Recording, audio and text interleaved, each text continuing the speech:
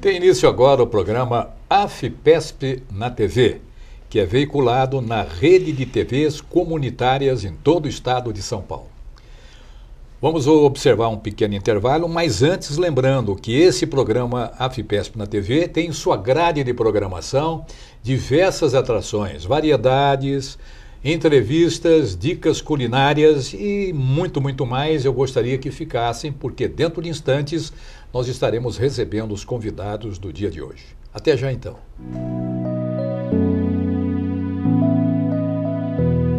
Olá, amigos! O presidente da AFPESP, Antônio Carlos Duarte Moreira, vai dar continuidade à entrevista sobre a Previdência Social, com convidados exclusivos do programa AFPESP na TV. Clemente Gans Lúcio é professor universitário, sociólogo, diretor técnico do DIEESE, Departamento Intersindical de Estatísticas e Estudos Socioeconômicos. Também é membro do Conselho de Desenvolvimento Econômico e Social e colunista do Brasil Debate. O DIEESE foi fundado em 1955 para desenvolver pesquisas que subsidiassem sindicatos, federações e confederações de trabalhadores filiados. Nesta conversa sobre a Previdência Social, vamos contar com a participação do conselheiro da AFPESP, Luiz Manoel Geraldes, advogado, especialista em Previdência Social e ainda coordenador do programa Nova Etapa, que objetiva promover ações para os servidores públicos que estão perto de atingir a fase da aposentadoria. Confira agora a entrevista que você vê aqui, com exclusividade no AFPESP na TV.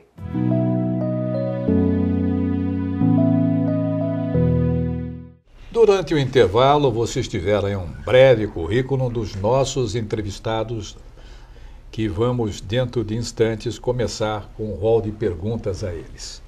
Eu me refiro ao Clemente Gans Lúcio, que é diretor técnico do respeitado DIEESE, a que renda minhas homenagens. Até falava para ele, pô, mas você é o Clemente? Eu via falar no Clemente, eu não sabia que era você, pois. E ao nosso lado também, o conselheiro da AFPESP, Luiz Manoel Geraldes, que tem um trabalho desenvolvido na defesa do futuro da Previdência, da aposentadoria do nosso associado, né?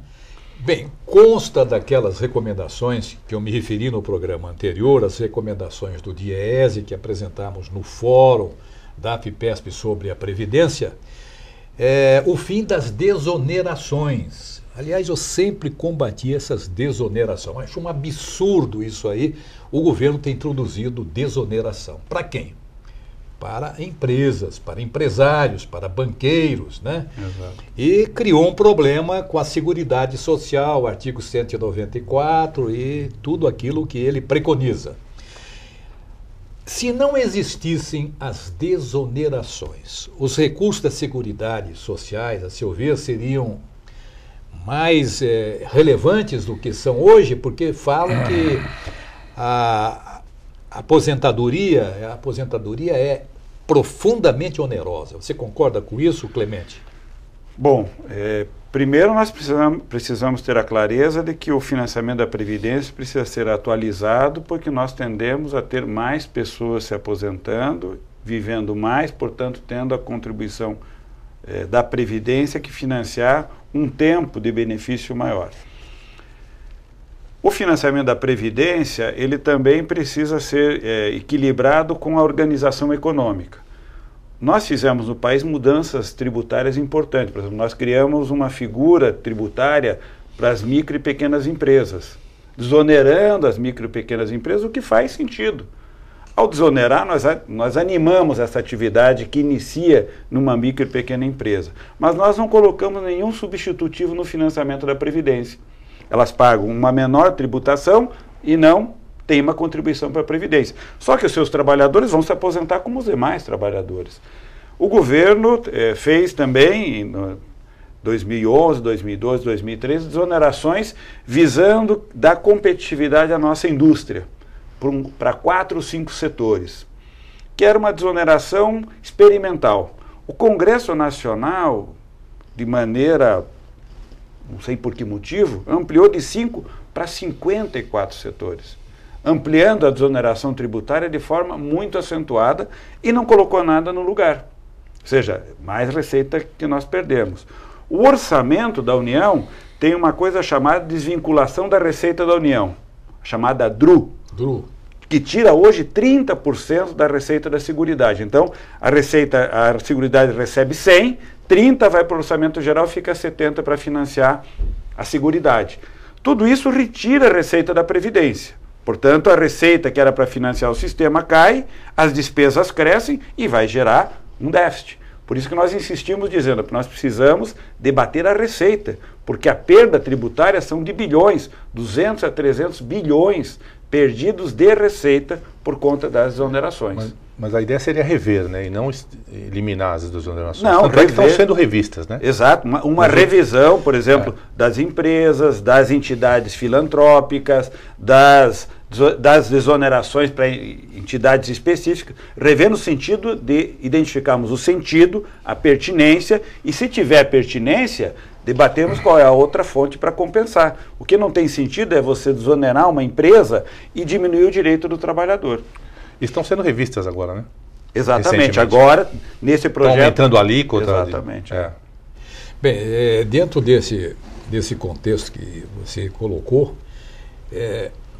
quando saiu a Previdência do Ministério específico que cuidava dos destinos previdenciários e foi para o Ministério da Fazenda como uma secretaria, começa a partir daí a haver o distanciamento entre o segurado e o ente público?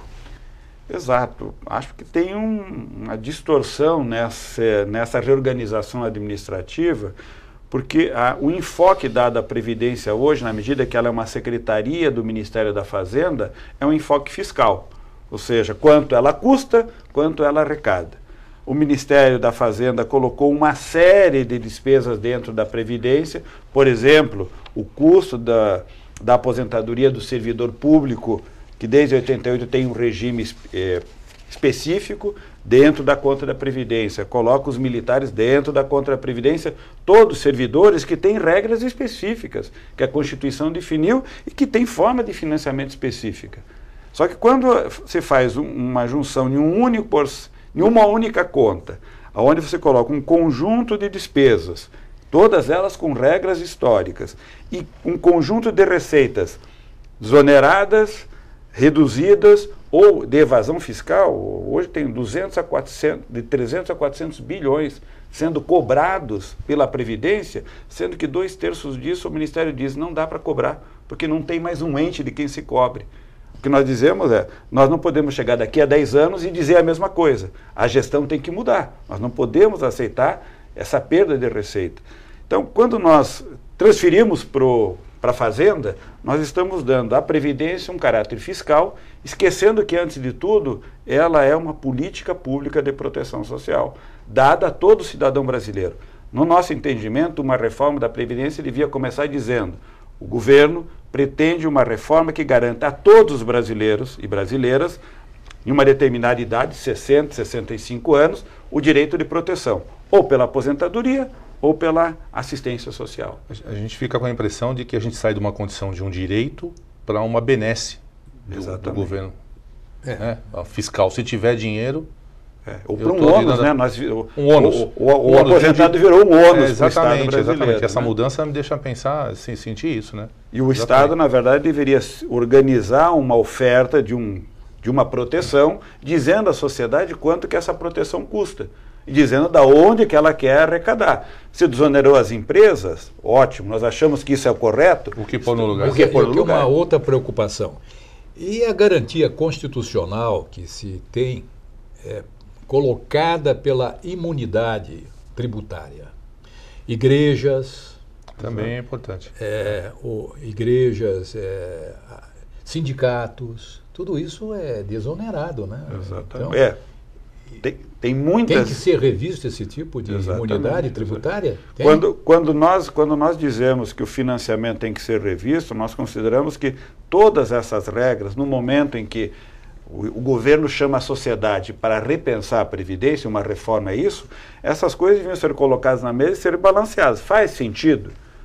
Faz sentido esta regra? Faz sentido nós termos esta condição? para os rurais, para as mulheres, para os professores, para os militares, para os servidores públicos, para todos. E aí a sociedade olha e diz o que faz sentido, o que não faz sentido. Faz sentido acabar com a diferença entre homens e mulheres? Bom, se as mulheres ganham 30% a menos, tem a dupla jornada do cuidado com a família no geral, com a criança e com o idoso, quem cuida são as mulheres. Elas são responsáveis pela maternidade. A sociedade quer continuar se reproduzindo. Bom, as mulheres têm que ter, nessa condição, observada o direito à previdência. Em que condições? Iguais às dos homens? Se há uma relação profundamente desigual? Então essa é uma decisão que a sociedade tem que decidir. Se nós queremos igualar o direito, o tempo de contribuição e o tempo de aposentadoria, talvez devêssemos oferecer para as mulheres condições de igualdade, de presença no mercado de trabalho, de cuidado da família. Provavelmente nós, homens, não dividimos em igual condição o ônus do cuidado com a família.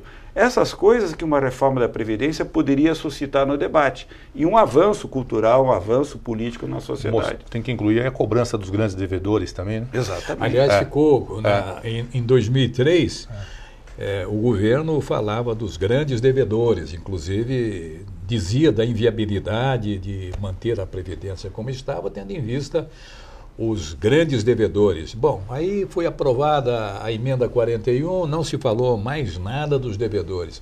Será que, por um passe de mágica, todos eles pagaram? Não sei. Dizem que a Procuradoria está executando, né? Mas são problemas pontuais, né? Que uma questão só não resolve, né? E você tem, como as cobranças elas têm uma defasagem temporal muito grande, muitas vezes o tempo, quando você executa já a dívida, o devedor já não existe mais, a empresa não existe, você não tem mais como cobrar. Há uma estimativa que 2/3 dessa dívida com a Previdência não consegue executar, porque não encontra a outra parte que deveria exercer. Está devendo a contribuição previdenciária. Por isso que nós propomos uma revisão da gestão para não deixar com que isso aconteça. Eu vou fazer uma pergunta que é finalizadora. A reforma é imprescindível se não quebra o sistema? Você e você. Eu diria que a reforma ela é permanentemente necessária.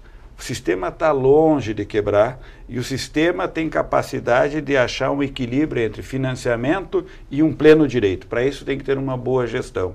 Nós não estamos mexendo nem no financiamento nem na gestão para que ela pudesse reorganizar, inclusive, o direito de forma adequada.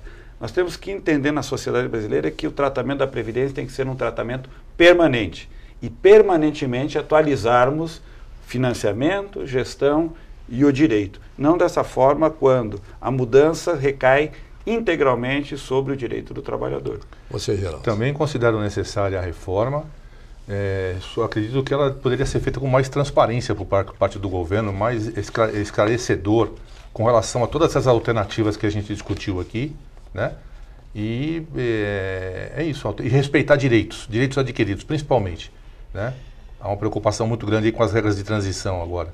Eu agradeço a presença do Dr. Clemente Gans Lúcio, que é diretor técnico do DIESE, e do Luiz Manuel Geraldes. Eu agradeço a ambos a participação nesse programa. Já que tivemos esse contato com o Dr. Clemente, eu acredito que nós vamos esclarecer dúvidas, convidando-o novamente para novos programas. Será um prazer. E continuem aqui porque nós temos grandes atrações em AFIPESP na TV. Fiquem aqui na TV aberta, na TV AFIPESP. Olá, amigos. Em junho, a equipe de imprensa da AFIPESP, em conjunto com a primeira vice-presidente, Thaís Helena Costa, esteve em Brasília para falar sobre a reforma da Previdência.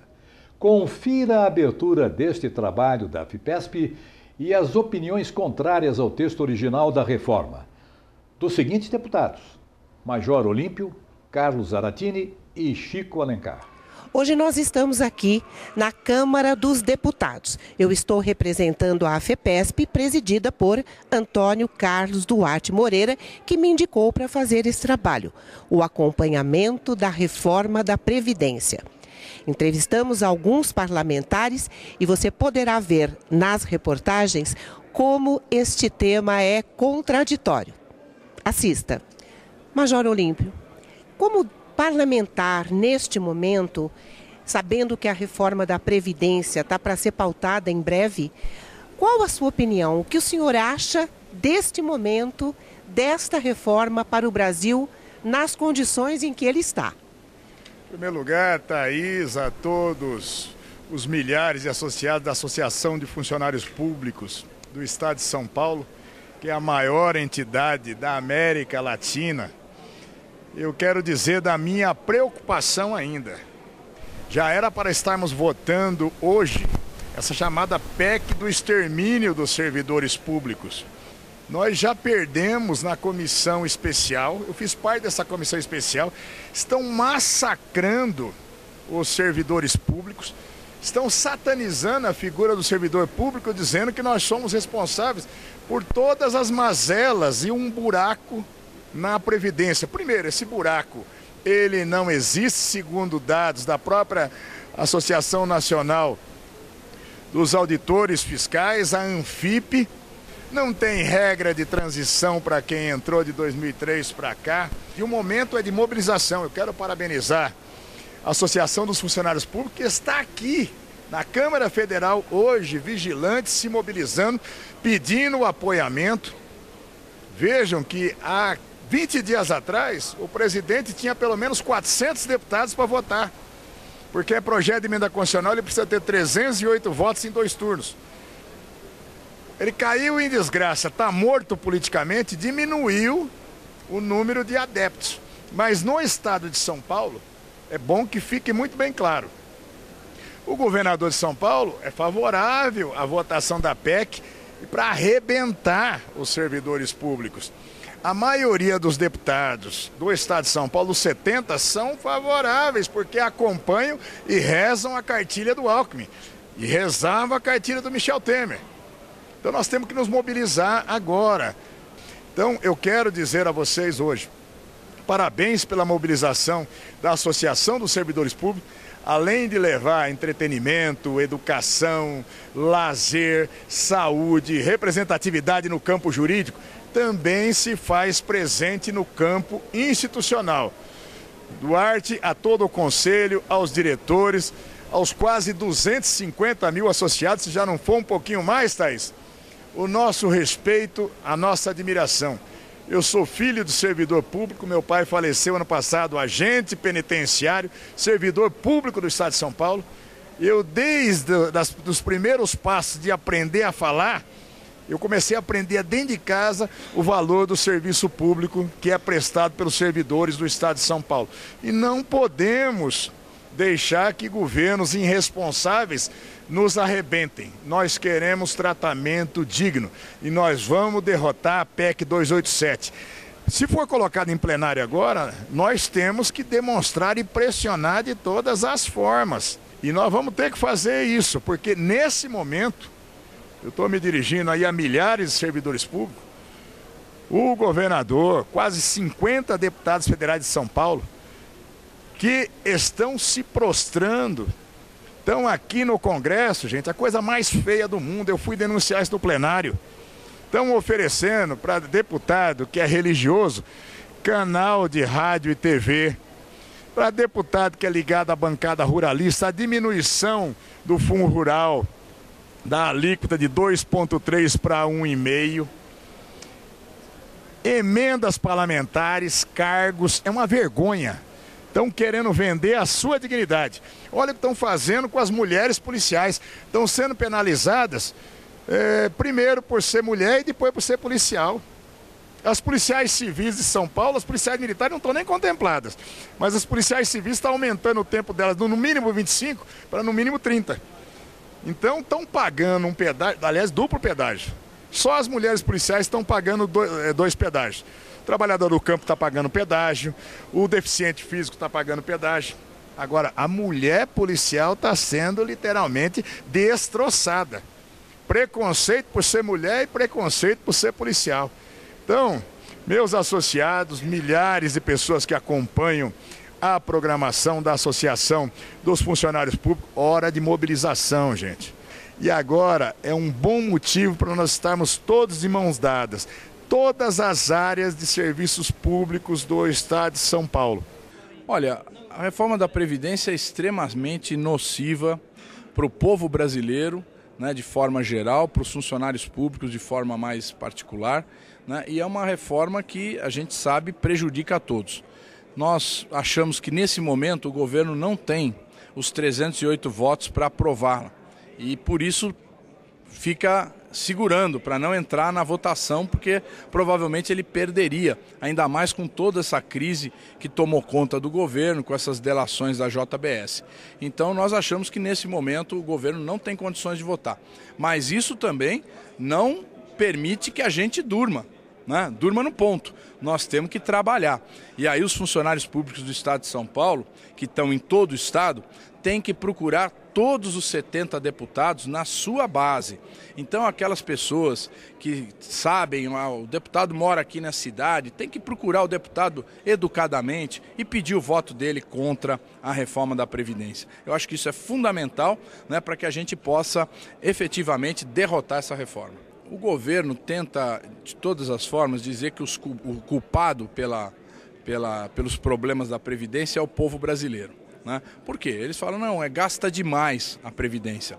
Isso não é verdade. A Previdência ela é um sistema que garante que as pessoas que já trabalharam tenham a sua aposentadoria financiada por aqueles que estão trabalhando. Certo? Eles jogam todo esse peso nas costas do povo e não levantam quanto as empresas sonegam, não levantam os impostos que foram eliminados dos empresários. Por exemplo, hoje, imagine você, uma pessoa que trabalha numa grande empresa, se for um executivo, ou se for mesmo um técnico, ele paga mais imposto de renda do que o dono da empresa. Porque o dono da empresa recebe lucros e dividendos e não paga nenhum imposto sobre isso. Então, evidentemente, o problema fiscal do Brasil é o problema da desigualdade na tributação. Quem tem pouco paga muito imposto e quem tem muito paga pouco. Nós temos que inverter isso.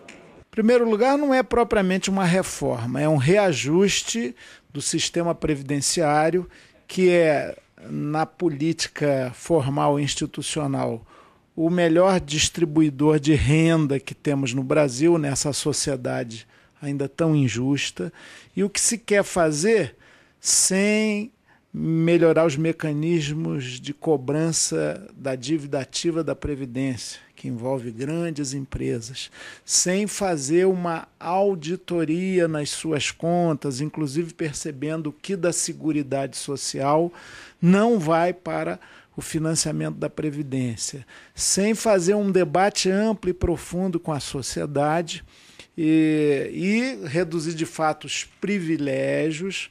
O que se quer é impor uma mudança que atinge, sobretudo, os mais necessitados, quem mais precisa, inclusive, da própria Previdência Social. Então, essa mal chamada reforma, ela tem uma embocadura errada, ela não é democrática, inclusive o seu principal demiurgo gestor, o senhor Marcelo Caetano, que agora não tem mais o Ministério da Previdência Social, isso é significativo, ele foi incorporado ao Ministério da Fazenda, é a visão fiscalista da Previdência como um problema e não como uma solução de política social e assistencial mesmo. Ele se reuniu na preparação da proposta enviada aqui para o Congresso, em primeiríssimo lugar e durante longo tempo, com entidades financeiras, bancos, da Previdência Privada. Só no finalzinho, para não ficar tão descarado assim, ele recebeu entidades da sociedade, da população, dos servidores públicos. Então há um claro viés privatizante e de negócio financeiro para incidir de maneira muito forte sobre a nossa Previdência.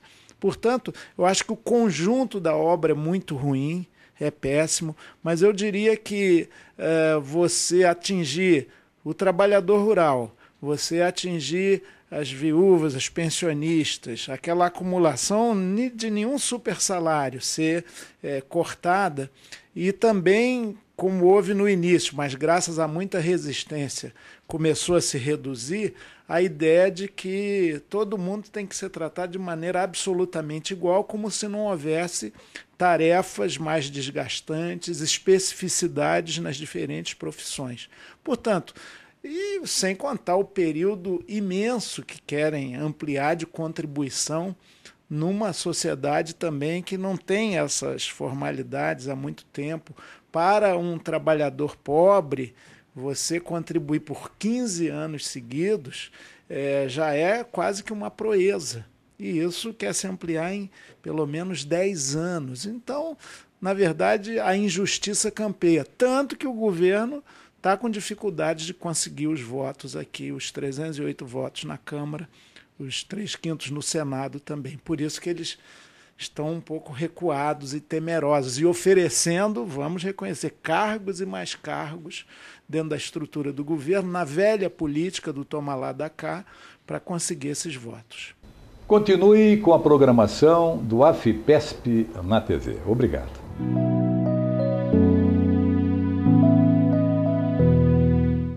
Olá! Estamos em pleno inverno, com dias de temperaturas mais baixas em todo o Brasil. No estado de São Paulo, a cidade de Campos do Jordão é uma das mais procuradas pelos turistas que gostam desta estação. Lá, a AFIPESP tem 3 unidades de lazer. Hoje, vamos ensinar um doce que é servido somente na Sarra AFIPESP Campos do Jordão, o strudel de maçã. Anote os ingredientes. Massa folheada pronta, 1 pacote. 9 maçãs. 200 gramas de açúcar. 4 colheres de sopa de canela. O chefe de cozinha, Marcelo Bueno, que comanda o restaurante da sede social, preparou a receita para você acompanhar cada etapa. Primeiro fatie as maçãs e misture com a canela e o açúcar. Abra a massa e enrole como um rocambole. Leve ao forno por 30 minutos. Para servir, fatie o doce e acrescente uma bola de sorvete de creme. A receita da unidade Sarra é diferenciada com um sabor inigualável. A Sarra é a pousada charme da AFIPESP, com decoração sofisticada e muito conforto. Se você ainda não conhece, confira as imagens que selecionamos desta unidade de lazer e agende sua visita. Obrigado por sua audiência. Até breve.